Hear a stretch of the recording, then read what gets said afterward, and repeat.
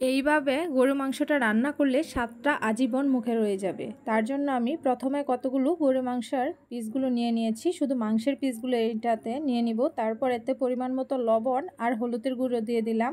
এই মাংসগুলো আমি আগে সিদ্ধ করে নেব, তার জন্য এতে পরিমাণ মতো পানি দিয়ে দিলাম। দিয়ে একটা চুলায় বসিয়ে এতে ঢাকনা দিয়ে ঢেকে দিলাম।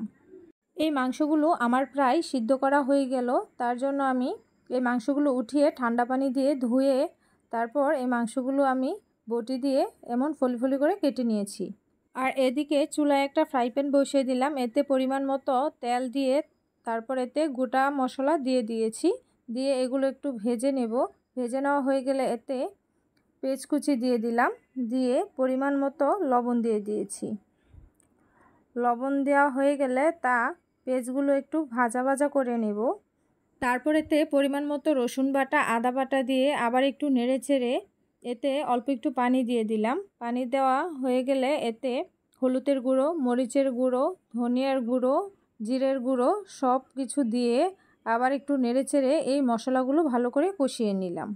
তারপরে এতে কেটে রাখা মাংসগুলো সবগুলো এতে দিয়ে দিলাম। দেওয়া হয়ে গেলে আবার একটু নেড়ে চেড়ে মাংসের সাথে মশলাগুলো ভালো করে মিশিয়ে নিব।